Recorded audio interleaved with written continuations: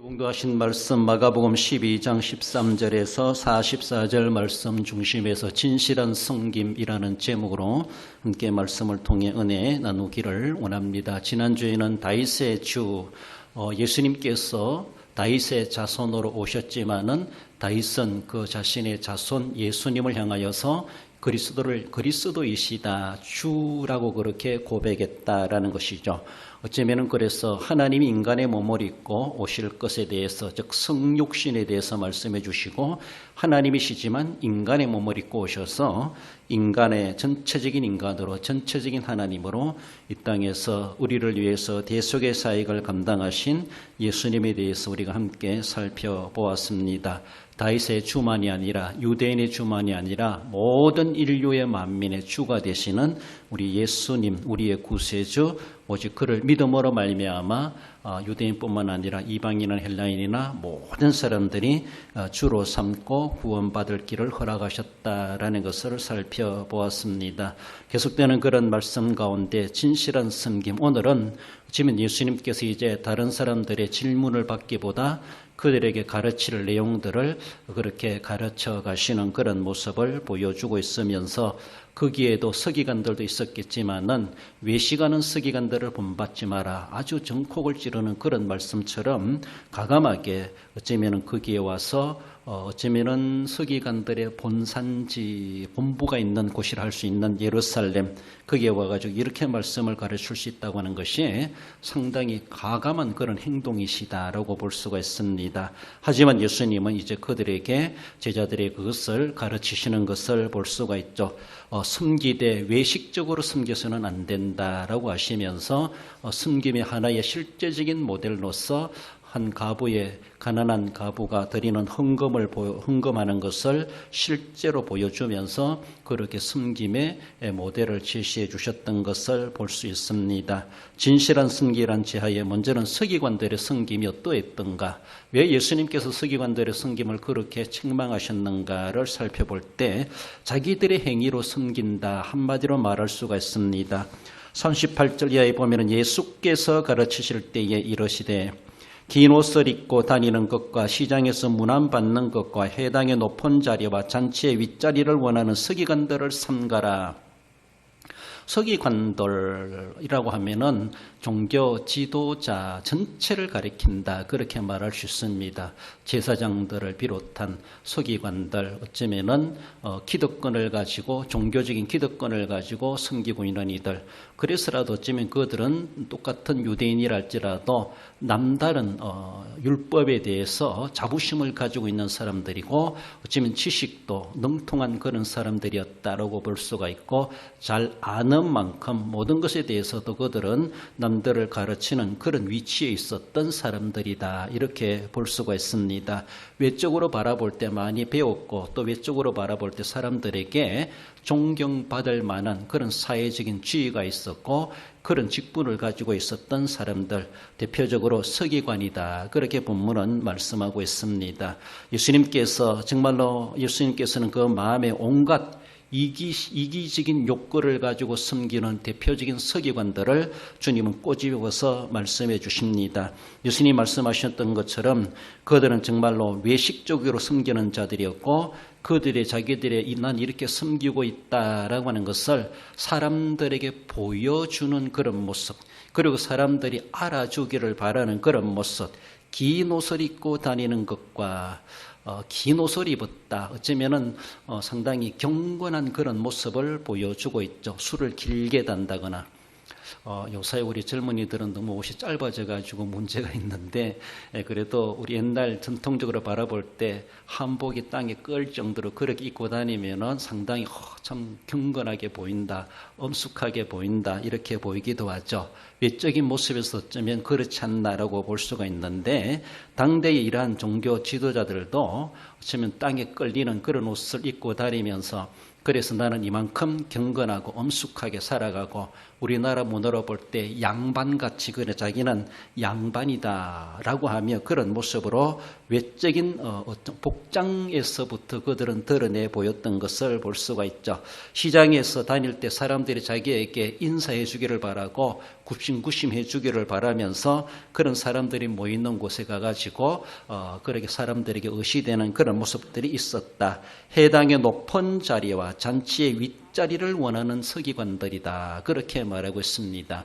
물론 윗자리 앉아 있으면 사람들이 대단한 사람이다, 높은 사람인가 보다 그렇게 유명한 사람들, 또 어쩌면은 우리도 보면은 교계적인 연합 집회한다는 일을 보면은 외부 인사 들어오면은 자리를 따로 배치해주고 또 인사까지 시켜주는 그런 모습을 보기도 하죠. 그렇게 왔는데도 소개 안 해주면은 서운하게 생각하죠.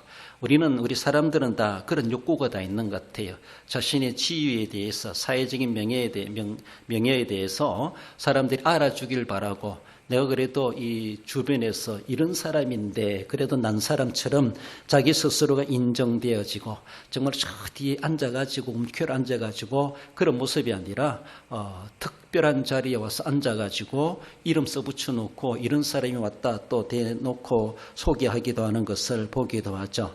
어쩌면 굳이 나쁜 것이라고 말할 수 없는데, 감히 그들이 어쩌면 그렇게 예배당까지 와서라도 그런 모양을 꼭 취해야만 되겠는가, 그런 생각이 들기도 합니다. 아무튼 이렇게 그런 자리에 있는 사람들은 또 이런 모임에 와서도 상석의 자리가 배치되기를 원하지 않았겠는가, 많은 사람들이 자기를 알아주기를 바라지 않았겠는가, 정말로 그들이 가지고 있는 그 권세, 권력, 명예만큼이나 자기 스스로가 교만해지게 할 만한 그런 합당한 그런 조건들이라고 볼 수가 있습니다. 그런 유명 인사라면서도 정말로 자기를 숨기고 낮추고 제복을 벗어버리고 정말 편안한 복장으로 와서 그렇게 동참한다고 하는 것이 쉽지가 않을 것이죠. 그래서 제복을 딱 입고 와가지고 자신의 외적인 모습만 봐도 남들이 저 사람이 누구다라고 알아줄 정도로 그렇게 자신을 나타내는 것, 하나의 그런 모습, 자기가 가져야 될 자세와 예의이기도 하겠지만, 그러나 하나님 앞에 어쩜 예배하러 온다라면 굳이 그렇게 할 필요가 있겠는가, 그런 생각이 들기도 합니다. 아무튼 서기관들은 사회적으로 그만큼 이름 있는 사람들이지만은 자신의 이름 있는 그것 때문에 스스로의 교만을 나타내는 것, 겸손해지지 못하는 그런 환경 가운데 놓여져 있는 이들이 아니었나라고 볼 수 있습니다. 그것이 결국은 사람들에게 칭찬받고 인정받고 인사받는 그 모든 것들이 자신이 개인적으로는 하나님 앞에 손해가 되는 것도 알지도 못하고 외적으로 그렇게 존경받기를 원했다, 그렇게 말하고 있습니다. 이것이 얼마나 대먹지 못한 하나님 앞에 이기적이고 교만한 자세가 아니겠는가, 우리가 늘 조심해야 되지 않겠는가, 그런 생각을 해봅니다. 그래서라도 우리가 사회적인 모습에서도, 직장적인 그런 모습에서도 어쩌면은 관리직이 있다든가 남들보다 조금 더 앞서 있는 그런 모습으로 바라볼 때 늘 우리가 겸손해진다는 건 쉽지가 않습니다. 하지만은 그러나 정말 직장에서는 직장으로 인해서 역할 때문에 그걸 할지 모르지만은, 사회는 그럴지 모르지만은, 그러나 대중들 앞에 또한 하나님 앞에서는 늘 세상의 모든 건 내려놓고 어쩌면은 벌거숭이로 설 수 있는 그런 우리 자세가 되어야 되죠. 늘 나도 동일한 죄인 중에 한 사람이다, 나도 하나님 앞에 은혜 없이 살아갈 수 없는 연약한 존재다, 유한한 존재다라는 것을 생각하며 하나님 앞에 겸손하게 나와야 된다라는 것을 말씀해 줍니다. 그렇습니다. 그 사람의 명성을, 직분을 보고 하나님 은혜 주시는 것이 아니라 겸손한 자에게 은혜를 베푸시는 우리 하나님이시다라는 것이죠.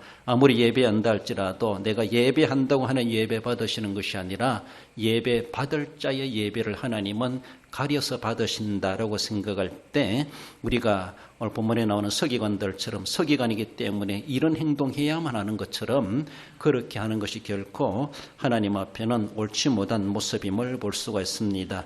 그들이 받을 심판이 얼마나 중한 것인가, 예수님은 그렇게까지도 말씀해 주십니다. 그 서기관들의 섬김이라고 하는 것은 그들의 행위를 강조한다는 것이죠. 행위 구원, 행위 은혜, 이렇게 말씀하죠. 구원도 내가 행함으로 구원을 받는다. 하나님 앞에 은혜 받는 것도 내가 뭔가 행한 것이 있어야 은혜를 받는다, 이런 모습. 저는 구원까지도 하나님이 값없이 거저 주시는 선물의 은혜가 아니라, 은혜로 주시는 구원이 아니라 내가 뭔가 이렇게 했으니까 대가적인 모습에서 보상 차원에서 하나님 주시는 그런 은혜요, 또 어쩌면은 구원이다, 이런 생각까지도 하고 있는 이러한 모습들이 어쩌면 주님 앞에 책망받을 수밖에 없고, 그러다 보니까 행위를 그토록 강조하는 모습을 볼 수가 있죠. 어쩌면 한편에서는 율법이라고 하는 것이 행위를 강조하기도 합니다. 계명을 지켜야 구원을 받는다, 이렇게 말하는 것처럼 구약 사고이죠. 그렇습니다. 그러나 예수님 오심으로 인하여서 이제는 율법으로 행위로 구원받는 것이 아니라는 것이죠. 그 행위 언약을 이룰 자는 아무도 없습니다. 아담도 실패했습니다. 이 세상에 어느 인간도 행위로 구원받을 사람 아무도 없다고 하는 것을 하나님은 율법을 주시면서 인간들의 한계를 느끼게 하셨습니다. 하나님, 우리는 도저히 행함으로는 구원받을 수 없습니다. 이것을 다 이루실 자를 보내주시옵소서. 그리고 하나님께서는 그것을 이룰 자를 보내주시겠다, 메시아, 그리스도, 이런 말로 그렇게 밝혀주셨죠. 그래서 율법을 지킴으로 구원받는 것이 아니라 율법을 지키면서 율법을 다 이루실 메시아가 오시기를 그토록 기다리는 것이 구약 성도들이 가져야 될 자세라는 것이죠. 우리는 율법을 지키면서 구원받는 것이 아니라 율법을 다 이루실 메시아께서 다 이루어놓으신 그 은혜로 말미암아 우리가 구원받는다, 이런 자세가 돼야 되는데, 일단 그들은 메시아의 어떤 사역보다가도 자기들이 행함으로 인하여서 뭔가 하나님 앞에 보상의 은혜를 받고 구원을 받을 수 있다, 이런 생각들을 그들은 했었고, 이들이 선생님이 이런 사고를 하고 있으니까 일반 백성들에게도 그렇게 가르치고 그런 영향력을 끼쳤다, 그렇게 볼 수가 있습니다. 하나님 오늘 본문에 나오는 연보란 개념으로 바라본다 할지라도 하나님 앞에 우리가 연보하죠, 헌금하죠. 연보할 때에 그 연보하는 것은 하나님 앞에 내가 많이 바침으로 인해서 많은 은혜를 받는다는 것이죠. 내가 많이 바침으로 인해서 하나님의 큰 복을 내가 받는다는 겁니다. 맞아요, 틀려요? 많이 바치면 하나님도 많이 주시나요? 하나님도 인격적인 하나님이시기 때문에 많이 바치면 많이 주시겠죠. 틀린 말은 아니라고 볼 수 있습니다. 그러나 앞에 말씀드린 것처럼 내가 그렇게 행한다고 해서 내 행위가 다 하나님 앞에 연락되느냐, 내가 많이 바쳤으니까 하나님 많이 받으셨겠다, 이거는 내 생각입니다. 내 착각일 수가 있어요.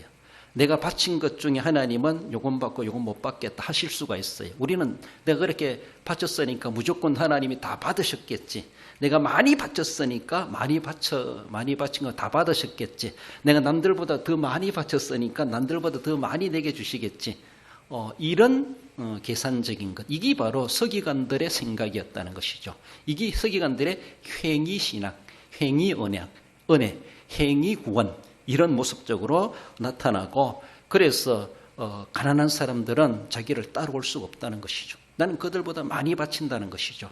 그들보다 행위가 더 온전하다는 것이죠. 그렇잖아요? 그렇다면은 어린 아이들, 그리고 또 혹여나 장애 입은 사람들, 몸으로 할 수 없는 사람들, 그런 사람들은 정말로 날고 뛰도 안 되는 겁니다. 구원받을 길도 없고 하나님의 은혜 받을 수도 없고, 어쩌면은 계속해서 그렇게 천하게 살아갈 수밖에 없는 그런 인생일 수밖에 없죠.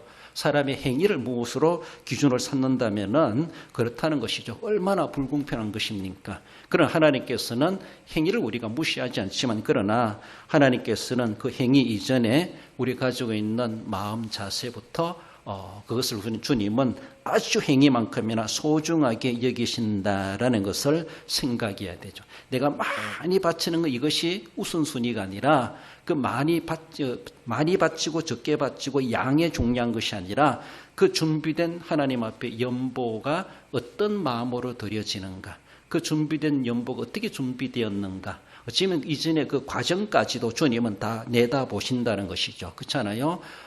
불로소득으로 많이 가지고 와서 많이 바쳤다고 하나님이 그렇게 좋아하실까요?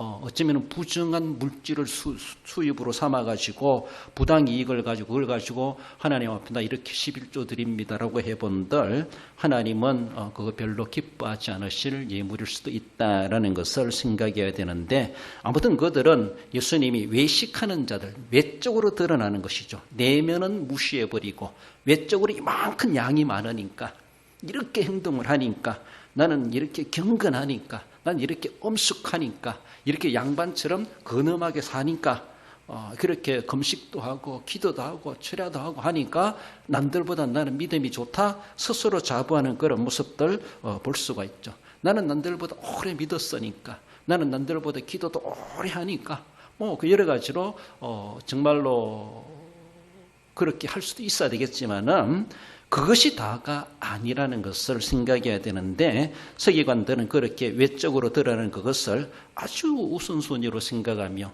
그것이 자기들의 자존심이고 자기들이 가지는 정체성인 것처럼 아주 귀하게 여겼다라는 것을 볼 수가 있습니다. 하나님의 은혜에 대해서 정말로 그들은 제대로 이해를 하지 못했지 않았겠는가. 서기관들의 성김이라고 하는 것은 하나님의 은혜를 깨닫지는 못하고 그저 피상적으로 그들은 가치를 부여했고 거기에 몰두할 수밖에 없었다라는 것이죠. 마태복음 6장 5절에서도 이렇게 말씀하시도 주님은 외식하는 자, 그들은 사람에게 보이려고 회당과 큰 거리 어귀에 서서 기도하기를 좋아하느니라. 그들은 자기 상을 이미 받았느니라고 말씀하고 있습니다. 하나님 앞에 받을 상이 없다는 것이죠. 이미 세상에서 자기 스스로가 상을 다 받았어요. 남들에게 칭찬받고 남들에게 그렇게 존경받는 행세를 하니까 사람들이 또 그렇게 박수 쳐주고 행세해 주니까 하나님은 그에게 더 줄 상이 없다. 이미 세상의 상을 다 받았다. 이런 모습.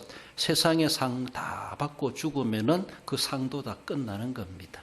그러나 우리는 세상에서 받는 상을 받기 위해서 그렇게 살아가는 것이 아니라 하나님 앞에 가서 하늘의 상을 받기 위해서 오늘도 하늘에 쌓아가는 그런 삶을 살아가야 되는데 그렇지 못하는 것이 얼마나 되먹지 못한 모습인가라는 것이죠. 우리가 믿으면서도 어쩌면은 서기관들처럼 그렇게 믿어서는 결과적인 모습에서 우리 주님 앞에 우리는 책망받을 수밖에 없다라는 것이죠. 그들이 다 틀린 것은 아니에요. 엉터리도 아닐 수 있습니다. 그러나 그는 너무 외식적이다는 것이죠.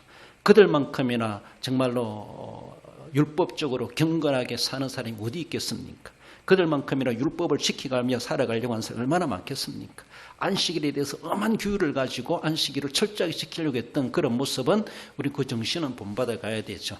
율법대로 살려고 하고 말도 함부로 안 하고 걸음걸이도 막 그렇게 촐랑거리면서 걷지 아니하고 경건하게 살려고 하는, 말도 근엄하게 하려고 하고, 우리나라를 보면은 정말로 선비다운 양반다운 그런 생활들 그렇잖아요. 저속한 말이나 저속한 행동들 하지 않고 어쩌면 그런 모습들이 우리는 필요하기도 합니다. 그러면서도 그런 외적인 모습뿐만 아니라 정말로 예수님으로 은혜로 구원받고 거듭났다라면은 우리의 모든 인격적인 모습에서도 내면적인 예서부터 먼저 거듭나야 되고 경건한 그런 모습이 있어져야 되고, 외적으로만 드러난다고 해서 다 하나님 앞에 인정받는 것이 결코 아니라는 겁니다. 사람들은 속은 모르기 때문에 대단하다, 존경하다라고 할지 모르지만은, 그러니까 세상에서 이미 상을 다 받은 자가 될 수밖에 없다. 너무나 또 안타까운 그런 모습을 볼 수가 있습니다. 그렇다고 외적인 행동들을 우리가 전혀 신경 쓰지 말고 살아가라, 그런 것은 결코 아니죠. 내면적인 모습들, 정말로 마음을 다해서 하나님을 섬기고 이웃에게 본을 보이는 뿐만 아니라 외적인 모습에서도 정말로 엄숙단정하고 할 수 있으면은 정말로 곱고 아름다운 그런 모습을 취하는 것은 외적인 모습에서도 필요하다라는 것을 우리는 생각해야 할 것입니다. 아무튼 서기관들은 외식적으로 섬기는 자들이었다. 자기 위주, 자기 기준, 그러니까 하나님 앞에는 온전치 못한 모습이었음을 지적받았습니다. 나아가서 가난한 과부의 섬김을 예수님은 보여주고 있는데, 그는 자기가 섬기는 것이 아니라 하나님의 은혜로 섬기고 있다고 하는 것을 모델로 보여주고 있습니다. 43절에 이 가난한 과부는 모든 사람보다 많이 넣었도다. 그들은 다 그 풍족한 중에서 넣었거니와 이 과부는 생활비 전부를 넣느니라 하시니라. 부자와 가난한 자를 대조해서 가난한 자의 것을 받으신다, 그런 것은 결코 아닙니다. 참되게 하나님을 섬기는 것을 가르치기 위해서 예수님이 연복계 앞에 앉으셨습니다. 그래서 사람들이 연복궤에 들어가면서 연복궤에 연보하는 모습을 친히 보셨습니다. 그래서 이 사람도 저려놓고 저 사람도 저려놓고 어쩌면 또 가난한 과부가 와서 두렙돈을 넣는 것을 보셨다. 그렇게 말씀하십니다. 그래서 제자들에게 주변 사람들에게 실질적으로 서기관들을 삼가라라고 이 말씀을 가르치시면서 이 과부에 헌금하는 것을 실제로 현장에서 보여주면서 그렇게 그들에게 실감나게 교육하셨다라는 것이죠.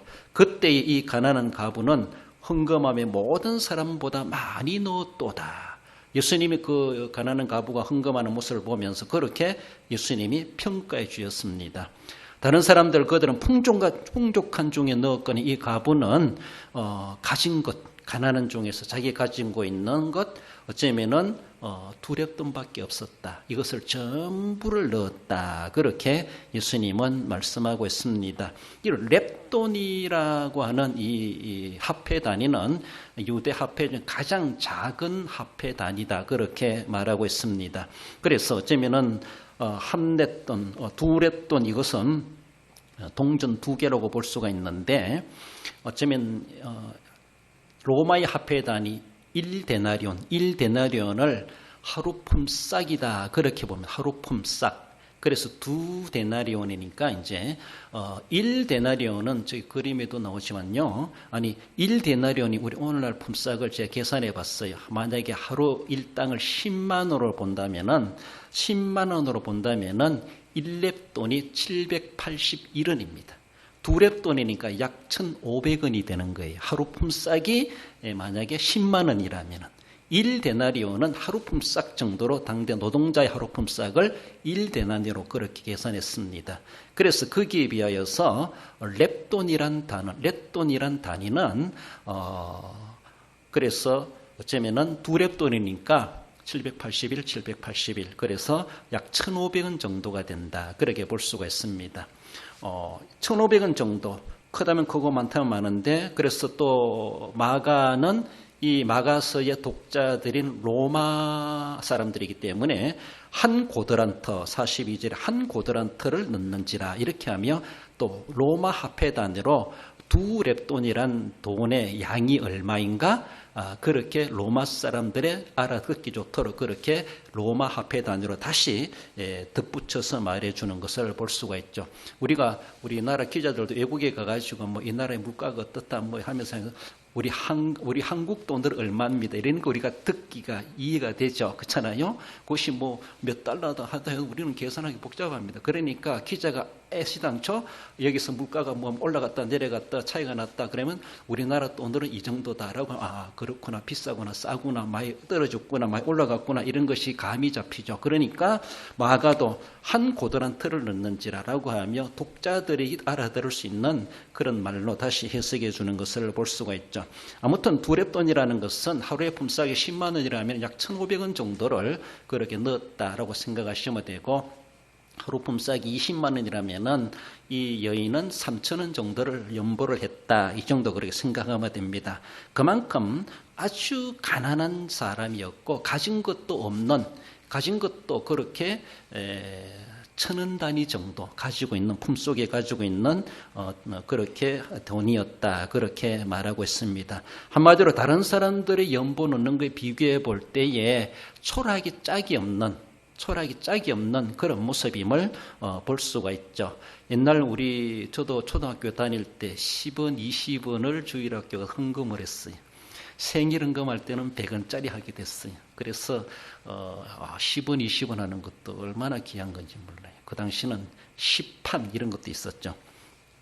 지금에 와서는 그런 동전 거주주도 땅에 떨어져도 안 주워 가기도 합니다. 그만큼 낮은 단위고 아주 사람들에게 계산에 별로 쳐주지도 않는 그런 양이다라고 볼 수가 있습니다. 그러나 예수님은 그 여인의 연보한 것을 아주 칭찬하는 것처럼 그렇게 말씀해 주시는 것이죠. 그 여인을 칭찬하기 위한 것보다는 그 여인이 어떤 자세로 이것을 들었느냐 여기에 대해서 예수님이 말씀해 주신다라는 것입니다. 그래서 가난한 자들의 연보를 하나님 기뻐 받으시고 부자의 연보는 안 받으신다. 그런 것이 결코 아니라는 것입니다. 그 여인은 어떤 자세로 어떤 형편에서 이렇게 드렸느냐, 이것을 주님은 말씀하시는 것이죠. 그래서 진실한 섬김이 어떤 섬김이겠는가, 남들이 볼 때는 많이 넣었다라고 하니까 대단하다라고 말할 수가 있어요. 상주에도 우리 노예 어떤 목사님이 이제 교회를 짓고 이제 새들이 있다가 새로 이제 땅을 사가지고 실제로 예배당을 짓고 있으면 거의 다 짓는 걸로 알고 있는데 거의 한 5억 이상 들어가는 것 같아요. 그래서 그만한 땅도 사야 되고 건물을 지하 2층으로 짓는데 그래요. 건축 헌금이 어떻게 되냐고 물어보니까 교인 중에서 누가 2억 원을 헌금을 하신 분이 2억 원인가요? 아무튼 그렇게 하신 분이 있대요. 그래서 그분이 어떤 부자인지는 묻진 않았습니다. 그래서 그분이 어떤 형편에서 그만큼 큰 돈을 헌금할 수 있었을까? 저는 모르죠. 그렇게 하시는 분도 있었구나라고 싶기도 하고, 물론 또 전혀 안 하는 분도 있대요. 또 안 하는 분도 있대요. 어쩌자는 건지 함께 동참하면 좋은데, 그러나 많고 적음이 중요한 것이 아니라 남들이 볼 때 그렇게 많이 냈네라고 볼지 모르지만은 우리 주님께서는 과연 그렇게 보실까? 이거는 주님의 평가이죠. 그러므로 사람들이 볼 때는 그런 건축비가 들어가는데 그만큼이나 자기가 무엇인가 부담할 수 있다는 것이 참 대단하다. 그러니까 그만큼이라도 공사를 할 수 있겠지라고 할 수 있겠죠. 그렇습니다. 그렇게 목돈이라도 그렇게 큰 돈을 헌금할 수 있는 사람이 있다고 하는 것이 참 지금 귀하기도 하죠. 그러나 정말로 그 자체 정말 2억 원을 헌금했다고 생각해 보십시다. 5억 건축을 하는데 얼마나 대단한 것입니까? 그리고 그 전체를 2억 원을 하나님 정말 받으신다라면은 하나님 얼마나 영광 받으신다는 얼마나 귀한 것이겠는가라는 것이죠. 거기에서 만 원, 100만 원, 200만 원 헌금하신 분도 있겠지만은 그렇게 많이 한 사람에 비하여서 감히 난 했다라고 명함 내밀고 이름 밝히기도 쉽지도 않고 부끄러울 수밖에 없는 그런 모습이겠지만은 그런 실제적으로 우리 주님이 보시는 것은 양을 보신다라기보다 마음 자세를 보신다라고 볼 수가 있고, 오늘 여인을 두고 말씀해 주시는 것처럼 그 여인이 어떤 형편이었는가, 어떤 생활의 형편인가, 그런 가운데서도 비교적으로 비율적으로 이렇게까지 했다. 그래서 전부를 드릴 만큼 그 여인을 그렇게 헌신했다. 그래서 남김없는 진실한 섬김을 주님은 그렇게 가르치고 계셨다라는 것입니다. 그 여인은 정말로 자녀를 위해서, 자기를 위해서라도 동전 2개가 있었다면 하나 남겨둘 수도 있었을 거예요. 내 형편 하나님도 아시니까 하나 드린다고 주님이 그렇게 기분 나빠하지 않으실 거야 라고 하며 하나 남겨둬도 되죠. 그렇잖아요. 그렇지만은 자기에게 돈이라는 돈 달랑 있는 거 2개밖에 없는데 몽땅 다 드렸다라는 것이죠. 물론 적은 액수는 우리가 쉽게 다 헌신할 수도 있습니다. 그러나 많은 액수일수록 그만큼 우리 마음이 복잡해지고 생각이 복잡해지는 것이 있기도 하죠. 그렇습니다. 그렇다고 해서 가난이 대수다는 것은 결코 아닙니다. 결단코 우리가 하나님 주신 물질의 복도 받아야 될 것이고 받은 만큼 하나님 앞에 정직하게 섬겨갈 수도 있어야 될 것입니다. 있는 것을 다 바치라는 것이 아니에요. 내 가지고 있는 소유물에 대해서는 가장 원칙은 무엇인가 하면은 하나님이 내게 주셨다. 하나님의 은혜로다. 내가 일해가지고 내가 행함으로 내가 거두들인 내 소득이 아니라는 것이죠. 서기관들은 자기가 노력해가지고 내 행위로 내가 이런 부를 누리고 이런 자리에 올라갔다. 자수성가했다. 이렇게 생각하는 것이죠. 행위. 자기 행위와 자기의 모든 결과를 자기가 받는 거예요. 그러나 진정한 하나님의 섬김의 사람은 그 사람이 어떤 자리에 갔든지 어떤 부자가 되었다 할지라도 내가 뭔가 열심히 일해가지고 부자 된 것이 아니라 물론 열심히 일도 했고 공부도 했겠죠. 그러나 결과적인 고백은 하나님의 은혜로다. 이것이라는 것이죠. 하나님의 은혜로 내가 이렇게 사업이 번창하게 되었고 이렇게 소득이 있게 되었고 이렇게 건강이 있게 되었고 이렇게 공부를 할 수가 있었고 오늘의 내가 나 된 것은 다 하나님의 은혜로다. 이것을 이런 마음에서 하나님 앞에 많이 드리든 적게 드리든 그 마음에서 우러나오는 것으로 드리는 것이 하나님이 기뻐하시는 예물이다. 그런 모습에서 말씀하신다라는 겁니다. 그래서 다 바치지 않았다, 잘못한 것이 아니라 하나님이 전에 바칠 건 바치고 남아있는 것도 자기 이기적으로 사용하는 것이 아니라 사회적인 모습에서 또 남들에게 비공식적으로 쓸만한 일들이 얼마나 많습니까? 하나님의 영광을 위해서 사용하는 것이죠. 주신 분이 하나님이심을 고백하는 사람은 그 사용에 있어 가지고도 제 멋대로 하지 않는, 제 소견대로 하지 않는다는 겁니다. 하나님 앞에 바칠 때는 실제로 바치기도 하고 또 남들에게 쓸 때는 쓸 줄도 알고, 그래서 하나님의 이름으로 하나님이 주신 것을 하나님께 돌려드리는 것처럼 그렇게 하나님이 쓰시고자 하시는 곳에 이름 없이 빚 없이 그렇게 헌신할 줄도 알고 쓸 줄도 아는 그런 자세, 그 자세를 주님은 우리에게 그것을 명심해 주게 하고 그것을 가르치시고자 하셨던 본문의 내용이다라는 것을 말씀하고 있습니다. 자신이 가지고 있는 것은 다 하나님의 선물이라는 것이죠. 서기관들처럼 내가 해가지고, 내가 행위로 해가지고 내 결과다. 하나님의 은혜가 아니라 은혜보다가는 자신의 행위를 앞세우는, 자기의 공을 앞세우는 것이죠.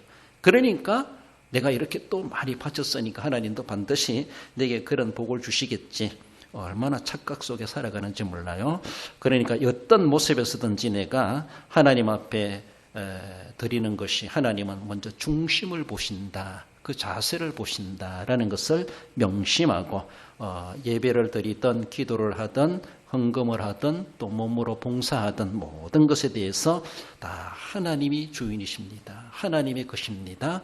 내 몸뚱어리도 하나님의 것입니다. 내 생명도 하나님의 것입니다. 내 인생도 하나님의 것입니다. 내 마음대로 내가 할 수 없지 않습니까? 그러므로 하나님이 내게 오늘도 생명을 주심으로 내가 살아가고 있습니다. 살든지 죽든지 마시든지 먹든지 하나님의 영광을 살아가는 것이 성도가 가져야 될 자세이고, 바로 이 가난한 과부는 그런 자세로 하나님 앞에 섬겼다.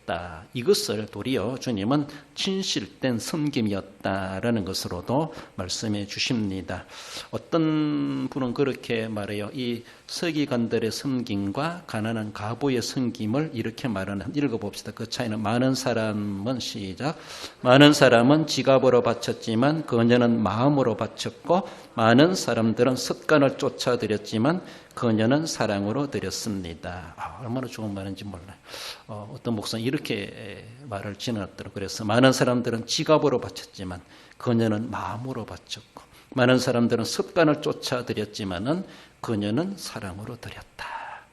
우리도 그저 습관을 쫓아, 이것도 필요하겠지만은 그저 어쩌면은 내가 주정해놨으니까, 작정해놨으니까 뭐 쉬운 말 어쩔 수도 없다, 안 바칠 수도 없다, 이런 모습일 수도 있는데, 그런 작정한다 할지라도 안 했다 할지라도 우리에게 빼놓을 수 없는 것은 마음이 있어야 되고 하나님을 향한 사랑으로 바쳐야 된다라는 것을 말씀해 주십니다.